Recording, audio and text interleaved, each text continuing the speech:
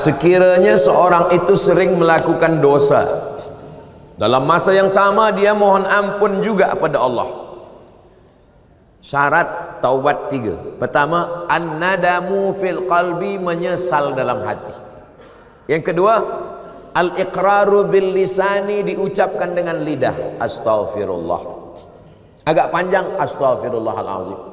Lebih panjang, astaghfirullahalazim alladzi la ilaha illa huwal hayyul qayyum wa atubu ilaih. Lebih panjang, Allahumma anta rabbi la ilaha illa anta khalaqtani wa ana 'abduka wa ana 'ala ahdika wa wa'dika ma stata'tu a'udzubika min syarri ma sana'tu abu laka bi ni'matika 'alayya wa abu bi dhanbi faghfir li fa innahu la yaghfiru dzunuba illa anta. Saya belum hafaz, gerak-gerakkan aja mulut. Menyesal dalam hati, ikrar dengan lisan. Yang ketiga, al-itmaru alla ya'uda ilaihi abadan, bertekad kuat tidak akan kembali kepada dosa. Orang yang lebih mendulukan istighfar di mulut daripada menyesal di hati, menyesal dulu baru mulut. Siapa yang mulut dulu beristighfar, belum ada menyesal di hati, kal mustahzi, seperti orang yang mengejek, mengolok-olok Allah SWT. Mudah-mudahan kita berubah di bulan haram, bulan Muharram, bulan mulia. Kita semuanya menyesal, istighfar, dan tak mengulangi lagi insyaallah. Amin ya rabbal. Al-Fadil, Tuan Guru Ustaz Somad, apakah hukum membawa anak kecil ke masjid dalam masa yang sama membiarkan anak mengganggu orang sedang sembahyang? Ada namanya sobi, ada namanya mumayyiz, ada namanya amrat, ada namanya baligh. Baligh dah menimpi, dah balik. Amrat dah tumbuh tipis, tipis macam saya ni lah, tumbuh tipis. Mumayyiz sudah boleh membezakan mana makanan, mana kotoran. Sabi belum boleh membezakan. Jadi kalau budak kecil dia agak ribut, menjerit, kita katakan dia diam, ini mumayyiz. Tapi bila kita cakap begini, dia pula balik begini, itu sabi. Yang kita bawa ke masjid ni yang mumayyiz. Sebab yang sabi ni dia tak terkendali. Ayah dia takbiratul ihram, dia pun berkata game dah mula. Pak cik di samping ni, sebelah ni sembayang, dia letak cermin mata dia di bawah. Manakala ayah ni sembayang, budak ni berlari. Setiap budak ni berlari, pak cik ni kata dia takut terpijak. Lepas sembayang, assalam, tak sampai salam kiri, assalamualaikum, anak engkau ni. Jadi yang kita bawa ni yang mumayyiz. Yang sobi tak boleh kita bawa. Berapa umur mumayyiz ni? 4 tahun, 5 tahun. Tengok budak, berapa budak. Ada pula puan bercakap, saya Pak Ustaz, jangankan anak, laki saya pun belum mumayyiz lagi. Na'udzubillah. Apa hal ni? Ini. Jadi kita bawa. Nah, mumayyiz ni di mana sop dia? Budak yang mumayyiz belum akil balik, dia sebenarnya tidak memutus saf kalau cukup 2 syarat. Jadi kalau ada orang sembahyang, dia letak anak dia di sebelah, sebenarnya budak ni tak memutus saf. 2 syarat. Syarat yang pertama, budak ni dah berkhitan. Jadi kalau budak kecil lahir 8 hari, akikah 7 hari, berkhitan, maka sesungguhnya sudah bersih. Yang kedua, wuduk dia betul. Kenapa budak-budak kecil kita larang? Budak kecil belakang, sebab dia tak cukup 2 syarat. Saya tengok budak kecil, budak tadika, dia ambil air, ambil mata dia je, kaki dia sipak-sipak air, ayah dia tak tengok. Yang kedua, budak kecil di tempat kita banyak belum berkhitan, dan tak mungkin pula ada satu security di pintu cek, dah ni dia hafal, ini belum, ni belakang. Macam mana kita tak tahu? Jadi sebab kita tak tahu budak ni wuduknya betul ke atau tidak, apakah dia ada berkhitan belum, maka untuk al-khuruju minal khilaf, supaya keluar daripada khilaf, budak kecil buatkan satu saf di belakang supaya tak putus saf belakang. Budak kecil. Tapi budak kecil ni kalau dia saf belakang meribut, tidak. Masjid tempat saya, Masjid Agung An-Nur namanya, budak kecil tenang. Saya tazkirah Ramadan, budak kecil tenang. Saya heran, kenapa budak kecil tenang? Rupanya di belakang ada satu bawa rotan. Apa sembahyang? Saya tanya. Oh, patut budak ni tak meribut. Engkau pukul? Tak ada Ustaz, kita tengok aja. Di muka Ustaz saya senyum, tapi muka budak ni. Ini tentang budak kecil. Kita bawa ke masjid. Kalau di masjid masih ada budak kecil, berbahagialah. Berarti apa? Masjid kita 20-30 tahun lagi tetap ada yang iktikaf kajian duha salat berjamaah. Allahu Akbar. Tapi kalau di masjid tu dah tak ada lagi budak-budak. Oh, kita tak tahu masjid kita boleh jadi macam masjid di Andalusia. Masjid Andalusia tak ada lagi orang sembahyang. Datanglah tourism. Turis datang ke Andalusia, dia tengok dah jadi museum. Tak ada lagi orang sembahyang. Dia nak sembahyang pun tak boleh, forbidden, tak boleh sembahyang. Maka dia azan di situ. Allahu Akbar, Allahu Akbar. Polis-polis heran, apa awak azan sini? Batu-batu ni dah rindu lama tak mendengar azan. Jangan sampai masjid kita menjadi masjid seperti di Andalusia, sebab tak ada lagi budak-budak sembahyang. Tapi tetap kita atur, jangan sampai balik dari masjid semua naik, marah naik. Kata puan di rumah, abang ke masjid nak hilangkan setan, aku berjumpa setan di masjid.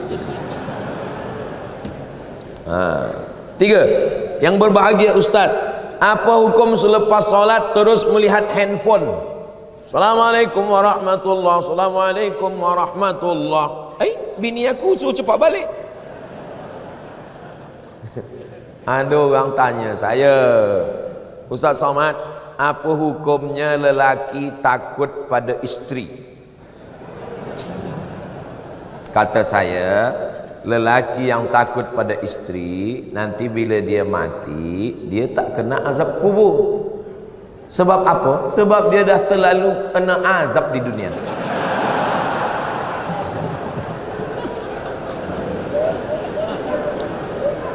Yang ini tak usah ingat, yang lain tadi aja ingat. Sembayang tu apa? Apa sembayang itu? Aqwalun, ucapan, maknanya Al-Fatihah, rukun. Wa af'alun, perbuatan, tegak, mengangkat tangan, ruku, i'tidal, sujud, duduk antara sujud, salam, tasyahud.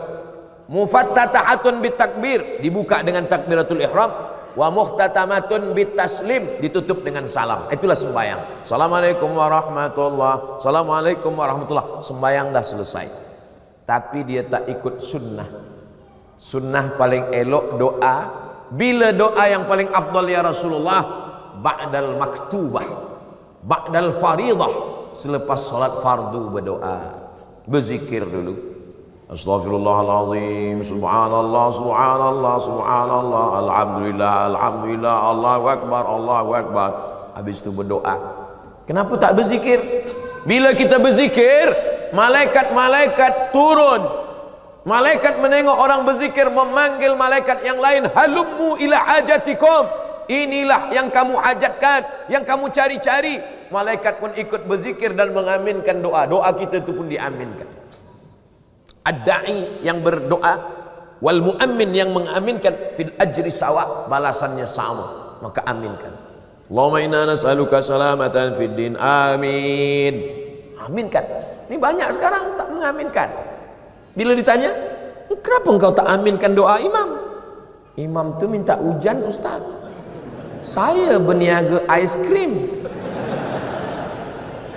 Yang kita minta bukan hujannya, rahmatnya, barokahnya. Ini lepas sembahyang tak ada lagi berdoa. Assalamualaikum warahmatullahi, Assalamualaikum warahmatullahi.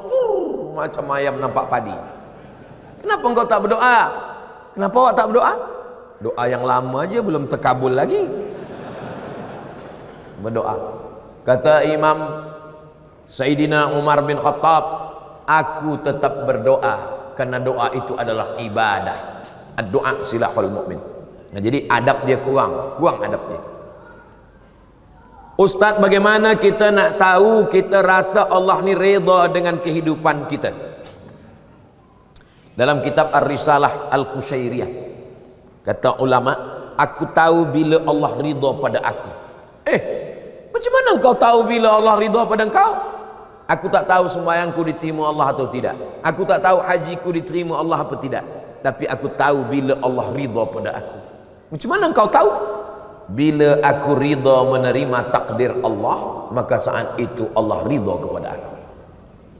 Apa itu ridha menerima takdir? Sururul qalbi ala madaratil qada.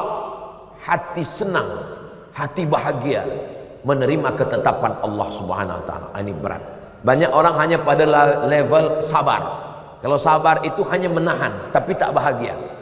Yang lebih daripada itu di atas sabar adalah ridha. Senang hati, lapang dada, tak sempit jiwa menerima takdir Allah. Dia tidak menengok ketetapannya, yang dia tengok siapa yang membagikannya kepada dia. Ini berat. Doakan supaya Ustaz Somad boleh ridha menerima ketetapan Allah. 5. Saya ingin bertanya, bagaimana mahukan rumah tangga yang bahagia di sisi Allah? Puan, ada 5 hak pada suami. Tuan, ada 5 kewajiban. Kalau dilaksanakan, insya Allah kita boleh bahagia. Pertama, bagi makan. Yang kedua, bagi pakaian. Yang ketiga, bagi tempat tinggal.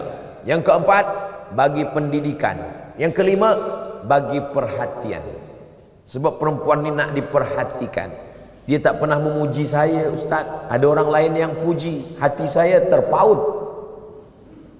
Kenapa engkau jalan dengan dia? Dia dah macam abang saya, dia dah macam saudara saya. Berawal dari macam-macam, berawal dari macam, berakhir jadi macam-macam. Maka kalau kita jaga ini, insya Allah. Khuliqatil mar'atu min dhila'. Perempuan ini diciptakan dari tulang rusuk. A'wajuha a'laha. Tulang rusuk yang paling bengkok bagian atas, itulah perempuan. In akhadta aqamtaha kasartaha. Kalau kau nak paksakan dia lurus, dia akan patah. Bila kau ikut, kau akan jadi bengkok. Ustaz, kalau ikut bini, Ustaz bengkok. Maka pandai-pandailah kita. Maka insya Allah, siapa orang yang paling baik di antara lelaki ini? Khairukum khairukum li ahli. Orang yang paling baik di antara kamu, orang yang paling baik kepada istrinya. Jadi kalau ada tuan-tuan yang paling baik di masjid, khusyuk solat, tapi kasar, cakap, caci maki, sumpah serapah.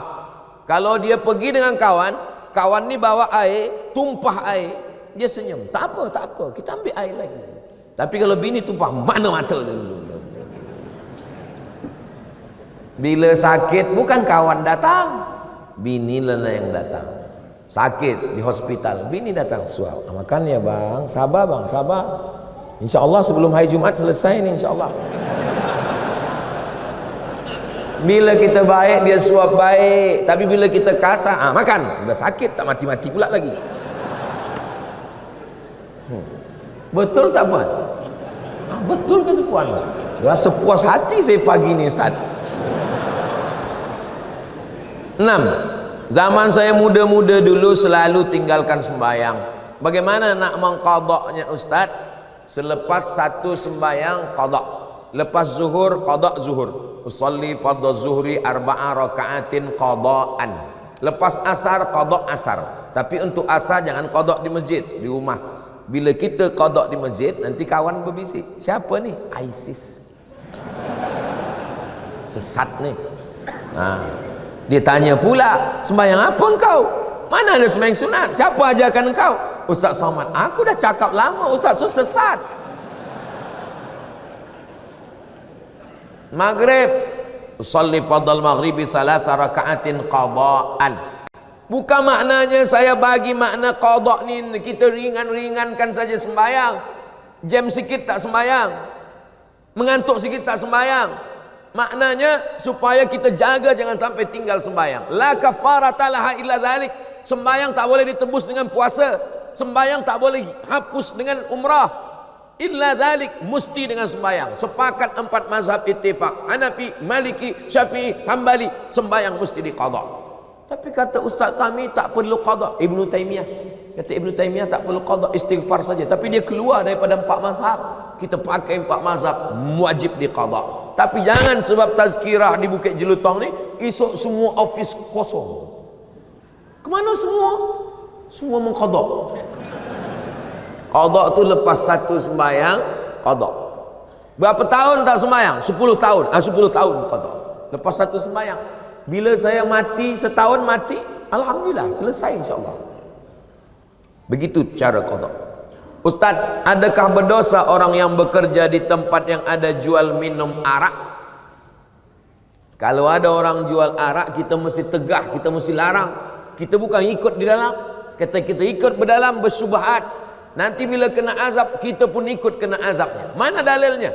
La ta'murunna bil ma'ruf, ajak orang buat baik. Wala tanhauna 'anil munkar, larang buat munkar. La yusikanna ayyab'atsallahu 'alaikum iqaban. Bila kau tak larang, maka nanti Allah turunkan azab, kamu pun terkena azabnya. Summa tad'unahu, kamu berdoa, selamatkan aku, fala yustajabu lakum, doa kamu tak dikabulkan Allah. Man ra'a minkum munkaran, kalau kamu tengok orang jual khamar, tegah dengan apa? Biadih, dengan tangan. Fa illam yastati, kalau tak sanggup, fa bilisani, dengan lisan. Kalau tak sanggup, fa biqalbi. Malaysia negeri Melayu Islam, banyak tempat mencari nafkah, cari yang halal. Yang kita cari rezeki ini adalah wabarakatan fir rizqi. Yang ada kuasa tegah, yang tak ada kuasa dengan lisan. Dengan lisan tak sanggup, dengan hati. Tapi jangan kita ikut di dalam. Mendengar khutbah Jumat, ada yang menengok handphone. Apa hukumnya? Man la'ibal hasa fala jum'ata lahu. Siapa yang main-main batu, maka tiada Jumat baginya. Man la'ibal hasa faqad lagha. Siapa yang main-main batu, dia dah sia-sia. Dulu lantai Masjid Nabawi tak ada hambal, tak ada semen. Masa tu batu. Khatib sedang berkhutbah, dia main-main batu. Kata Nabi, man la'ibal hasa faqad lagha, sia-sia. Idza qulta li sahibika ansit, kau kata pada kawan sebelah engkau, diam, faqad laghauta, kau sudah sia-sia. Jadi sia-sia. Handphone matikan dulu. Ada kawan saya dari Belanda, Holland, kata dia di sana orang tak ada main handphone, dan kemudian tak ada bunyi handphone sedang sembahyang. Saya tanya, kenapa mereka boleh disiplin macam tu? Sebab ditulis di dinding, siapa yang tahu main handphone bayar 100 pon ke, $100, 100. Maka kalau ada, nanti buat di dinding, siapa yang main handphone bayar RM1.000. Kosong pula masjid, dia cari masjid lain. 9. Yang berbahagia Ustaz Somad, saya suka tengok media sosial, antaranya TikTok. Bila saya tengok TikTok, tertengok perempuan tak bertudung menari-nari. Apa hukumnya Ustaz? Kalau tertengok tak apa, tapi kalau sengaja menengok, maka bila dia scroll nak cari TikTok Ustaz Abdul Somad, cepat-cepatlah, cepat-cepat. Apalagi kalau ada bini di belakang, cepat-cepat.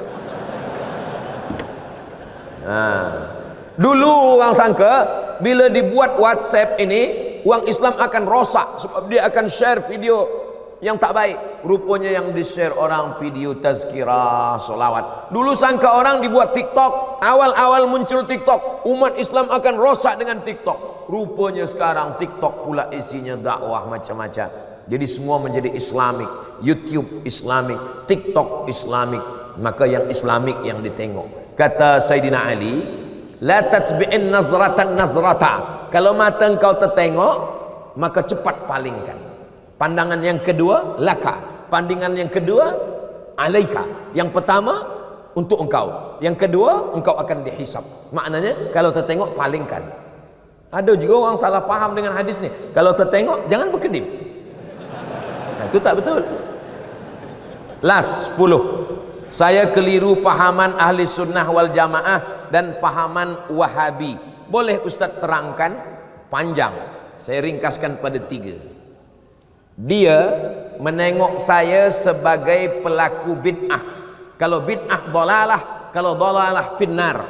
Maulid Nabi bid'ah, Isra Mi'raj bid'ah, menyambut 1 Muharram bid'ah, malam nisfu Sya'ban bid'ah, berdoa mengangkat tangan mengusap ke muka bid'ah, pakai hadis dhaif bid'ah, talqin mayat bid'ah, tahlil bid'ah, maka bertarekat bid'ah. Abdul Somad ini pelaku bid'ah dhalalah finnar menurut dia, padahal kita punya dalil-dalil. Yang kedua, orang yang bertawassul kata dia musyrik. Bertawassul dengan Syekh Abdul Qadir Jilani musyrik, bertawassul dengan Bahauddin Naqsabandi musyrik, bertawassul dengan ulama-ulama musyrik. Padahal ulama Ahlus Sunnah wal Jamaah menyusun kitab. Muhaddis dari Maghribi Syekh Abdullah bin Siddiq Al-Ghumari menulis kitab Ittihaful Azkiya bijawazit tawassul bil awliya wal anbiya. Boleh bertawassul. Aku bertawassul kepada engkau ya Allah dengan kemuliaan Syekh Abdul Qadir Al-Jilani. Mereka mengatakan orang yang bertawassul berarti dia musyrik karena dia meminta kepada wali-wali Allah. Yang ketiga, mereka mengatakan orang yang mentakwil ayat mutasyabihat kafir. Sedangkan Asy'ariyah mentakwil ayat mutasyabihat. Ar-Rahman 'alal arsy istawa. Allah duduk di atas aras. Siapa yang memahami Allah bertempat duduk di atas aras, maka dia adalah mujassimah menurut Asy'ariyah. Lalu apa makna Allah bersemayam di atas aras? Maknanya Allah Maha Kuasa. Kata dia tak boleh ayat ini ditakwil. Siapa yang mentakwil ayat berarti kafir. Itulah percanggahan yang membuat kita tak boleh bersatu. Dia tengok saya sebagai pelaku bid'ah, dia kata saya ni sebagai orang musyrik kerana bertawassul, dia katakan saya ni sebagai orang kafir kerana saya mentakwil ayat. Maka tak boleh kita bersama sebab ada 3 perbezaan yang amat sangat mendasar. Di akhir majlis mari kita sama berdoa kepada Allah. Mudah-mudahan Allah berikan kebaikan-kebaikan muharram untuk kita semua. Allah jaga keluarga kita, negeri kita, baldatun thayyibatun wa rabbun ghafur. Ala hadhihi niyyah wa kulli niyatin salihah. Al-Fatihah. A'udzu billahi minasy syaithanir rajim. Bismillahirrahmanirrahim. Alhamdulillahi rabbil alamin arrahmanir rahim maliki yaumiddin. Iyyaka na'budu wa iyyaka nasta'in. Ihdinas siratal mustaqim siratal ladzina an'amta 'alaihim ghairil maghdubi 'alaihim waladdallin. Amin. Allahumma salli ala sayyidina Muhammad wa ala ali sayyidina Muhammad. Assalamu alayka ya Rasulullah. La tada' lana fi maqamina hadha wa fi sa'atina hadhihi dhanban illa ghafartah. Ampunkan segala dosa-dosa kami ya Allah. Wala aiban illa satartah. Tutupi segala aib cacat kekurangan kami ya Allah. Wala maridan illa syafaitah. Saudara kami yang sakit berikan kesihatan, kesembuhan ya Allah. Wala mayitan illa rahimtah. Orang tua kami, sahabat kami yang sudah mendahului kami, guru-guru kami, jadikan kuburnya taman-taman surgamu ya Allah. Wala musafiran illa wasaltah. Yang musafir sampaikan ke tujuan dengan selamat ya Allah. Wala mumtahinan illa najahtah. Yang sedang dalam ujian maka berikan kelulusan yang terbaik ya Allah. Wala aziban illa zawwajtah. Yang belum menikah jumpakan dengan jodoh yang baik-baik ya Allah. Wala raghiban illa anjabtah. Yang belum ada keturunan berikanlah anak yang saleh dan salihah. Wala hajatan min hawaijid dunya wal akhirati laka ridha walana fiha salah illa qadaitaha wa yassartaha. Segala hajat dunia, hajat akhirat baik bagi kami dan engkau ridha, maka tunaikanlah ya qadiyal hajat. Engkau yang menunaikan segala hajat. Ya rafi'ad darajat, engkau yang mengangkat segala darajat. Allahumma aftah lana abwabal khairi wa abwaban ni'mah wa abwabal barakah. Bukakan untuk kami pintu segala kebaikan, nikmat dan barakah. Allahumma ja'al hadzal balada baladan amina. Jadikan negeri Melayu, negeri Islam ini negeri yang aman dan damai. Allah marzuqna imaman adila. Berikan kami pemimpin yang adil ya Allah. La tusallit alaina bidzunubina man la yakhafuka wa la yarhamuna. Jangan hukum kami kerana dosa kami, lalu kau angkat pemimpin yang tak takut pada engkau dan tak sayang pada kami. Allahumma ja'alna minal mutahabbina bijalalik. Jadikan kami orang yang berkasih sayang hingga ke surga. Wa adkhilnal jannata ma'al abrar. Di waktu duha di bulan yang baik kami bersama dengan orang baik di tempat yang baik. Satukan pula kami bersama orang paling baik, Sayyidina Muhammad sallallahu alaihi wasallam. Allahumma ja'al akhira kalamina. Jadikan akhir kalam kami manakala ajal datang, malaikat maut mencabut nyawa kami, kalimah yang keluar dari mulut kami, la ilaha illallah Muhammadur Rasulullah sallallahu alaihi wasallam. Kalimat haqqin 'alaiha nahya wa 'alaiha namutu wa biha nub'atsu insyaallah. Rabbana atina fid dunya hasanah wa fil akhirati hasanah wa qina adzabannar. Wa sallallahu ala sayidina Muhammad wa ala alihi wa sahbihi wasallam. Walhamdulillahi rabbil alamin.